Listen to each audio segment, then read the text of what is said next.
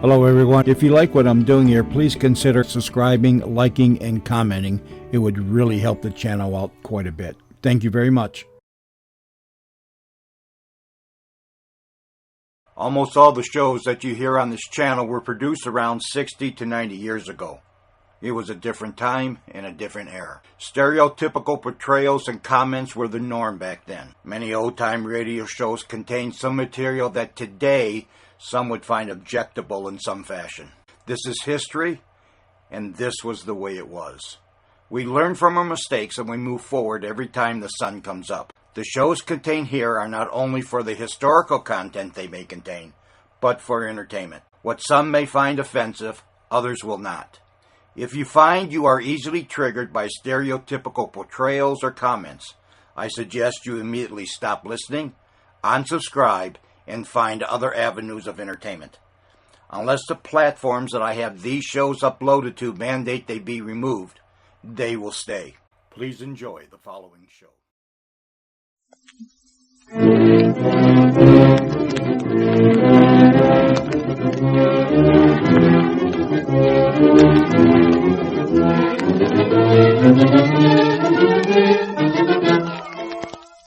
The most delightfully fascinating character in the realms of mystery, Charlie Chan.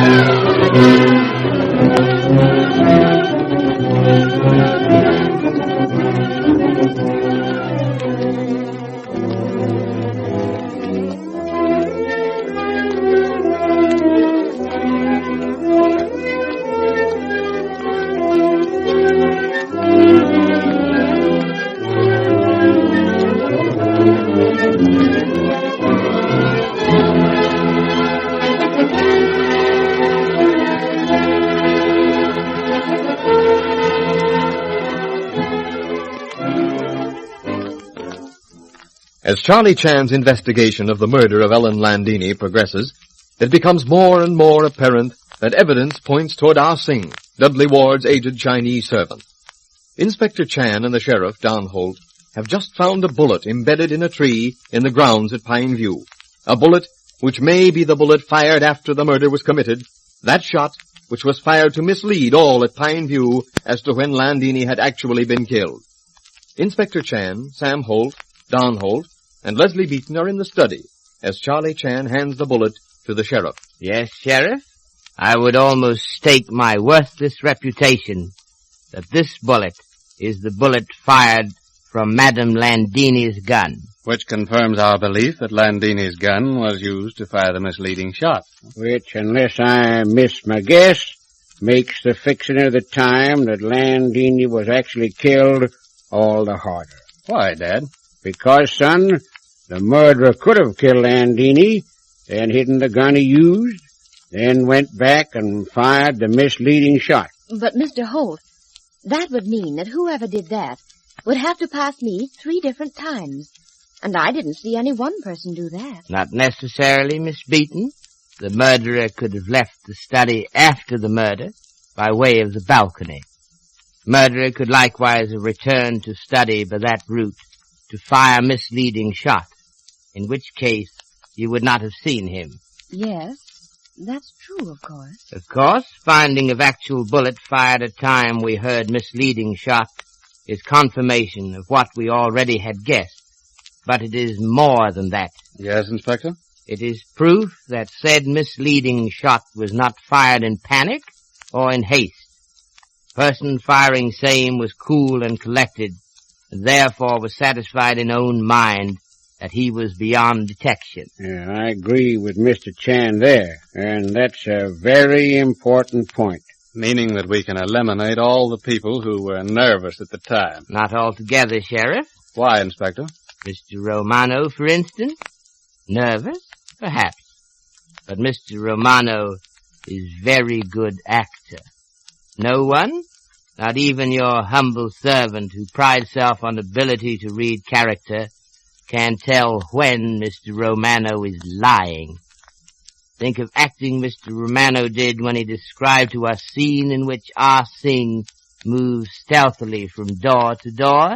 Yes, you're right, Mr. Chan. Only an actor would have thought of that little speech. I am not easily impressed, you understand? That was plain, downright acting. Yes, and if Mr. Romano knew before coming to Pineview that he was still Landini's heir... But we must be fair. Remember that Mr. Romano had no way of knowing that Madame Landini would be at Pineview. Mr. Ward had notified no one. I was present when he announced it to his guests, and all were equally amazed that he should do such a thing. However, we are at crossroads, and at crossroads, when one does not know which road one should follow, one is foolish to guess when signpost is in evidence. We shall exercise our tongues on signposts. Sheriff, will you be as good enough to ask Mr. Ward to come to study? Right away, Inspector. I had most extraordinary interview with Ah Sing while you were at dinner. I shall explain after we have spoken with Mr. Ward. Important, you think, Mr. Chan? Very important. Perhaps, who knows, if I could but get Ah Sing to tell the truth, it might be the key which would unlock for us the door of mystery we now stand without. Yeah, just the same, Mr. Chan. I've got the feeling that only an old-timer gets. A feeling that we're near the end of the trail. You're quite correct, Mr. Holt. I, too, have feelings which answer to that description. Do not worry, Miss Beaton. In very few days, you will be allowed to leave Pineview. I'm very glad, Mr. Chan. Your voice would hardly convince one of extreme gladness. Perhaps it is that you do not enjoy thought of parting from... Now, Mr. Chan. I was about to say that perhaps you will miss pleasant company of Mr. Holt, Mr. Ward, and others who have made your stay here enjoyable in spite of double murder. Yes, that's true, Mr. Chan. And undoubtedly, Miss Beaton, you have enjoyed society of our young sheriff. Oh, now you're teasing, Mr. Chan. Mr. Chan may be teasing, but I'm an old man, blind for many a long day. I get to know folks' feelings by their voices. I know you like my boy, and I know here he is now with Dudley Ward. Yes, Mr. Chan. Don tells me that you wish to see me. One question, Mr. Ward, but very important one. Did you at any time indicate to Mr. Romano, when you invited him to Pineview, that you intended inviting Madame Landini? I do not think so, Mr. Chan. But we must try to be certain. Now search your memory. Was there anything in your invitation that would indicate to Romano that you might invite Madame here? Well, as to that, Inspector, I really don't know. I don't know how much a man like Romano could read between the lines. That is exactly it, Mr. Ward. We know that Romano was aware of the fact that he was still heir to Landini estate. Could he have learned that she might be here at Pineview? Of course, he could have found out at the tavern. Landini told everyone down there that she was revisiting her old home. Thank you so much, Mr. Ward. I wonder, would you be kind enough to ask Mr. Romano, Mr. Ryder, to step into study, please? Certainly, Chan. I'll attend to it at once. Interesting point. We will pursue it further. But at the moment, I must tell all of you of interview with Ah Sing. Sing came to study to remonstrate with me about non-appearance at dinner. I asked him to hand me glass on desk. He did so. Then cry of amazement escaped him. he had seen 45. Ireland's 45, the one we took from Cecile? The same. He admitted that it was his. Yeah, but Mr. Chan, we know that it belongs to Ireland. Quite so, Mr. Holt. I will not trouble you with the story Ah Sing told me as to why he was mistaken. It was a lie, and not a very convincing lie. But this is important. Why did Ah Sing admit gun was his when it obviously was not? Don't ask me. I can't tell. He couldn't possibly have mistaken that Service 45 for Landini's gun. No, Mr. Sheriff. But in that statement you have placed finger upon vital flaw in Ah Sing's defense. Come in. I believe you wanted to see me, Chan. And me too, Mr. Ward. He said you wish to hold the conference with us. Quite so, yes. Be seated, please. I, for one, prefer to stand. Very well, Mr. Ryder. Mr. Ryder, will you look at 45 on desk? Tell me, have you ever seen a gun like it? You too, Mr. Romano. I've seen lots of 45s like it. You own one? Yes, I do. Where is it, please? Well, I'm not certain. I suppose it's at home. Sheriff, you will instruct police to search Mr. Ryder's home for 45. You bet, Inspector. Of all the infernal impudence. Why, you... That is all, Mr. Ryder. Unless you have considered more fully the question of that letter, that destroyed letter written by Madame Landini and addressed to you. I've said all I'm going to say about that letter, now or ever. Perhaps, Mr. Ryder, perhaps. The United States courts have a most effective method of compelling unwilling witnesses to testify. Contempt of court, I believe it's called. But enough. You, Mr. Romano, you have seen similar guns? Me? Oh, no, Inspector Chan. What would I, an opera impresario, know of guns?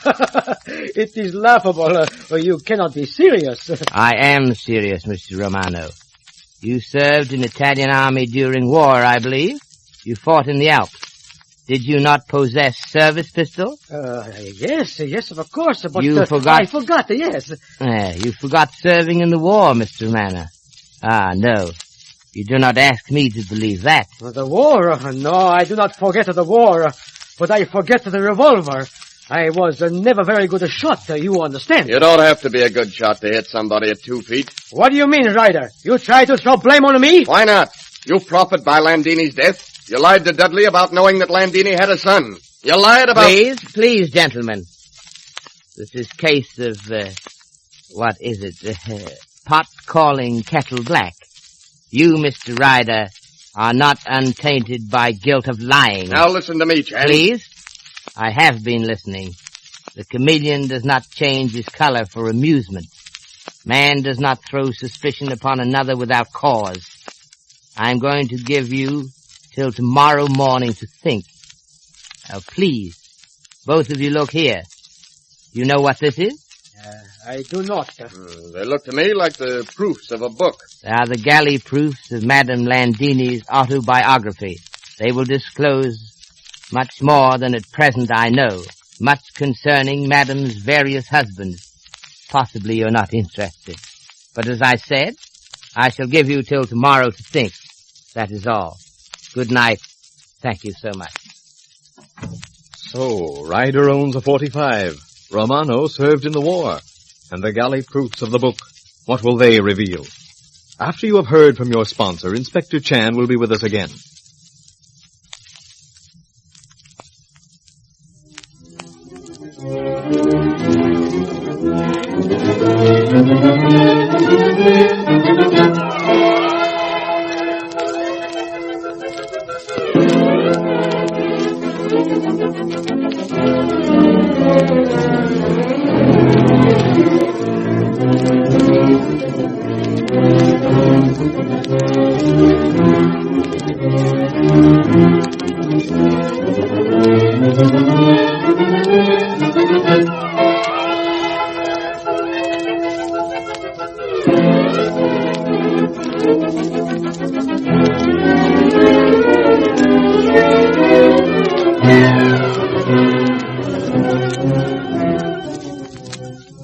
Mr. Chan, What do you have for us this evening? I note that certain elections are being held. In China, in the old days, we had saying regarding same. It will be instructive, I am sure. When candidate for office would be voluble about his qualifications, he would be reminded of this saying. Can the mouth of the Yellow River be damned, or the voice of the office seeker silent? Very apt, Mr. Chan. Thank you, and good night.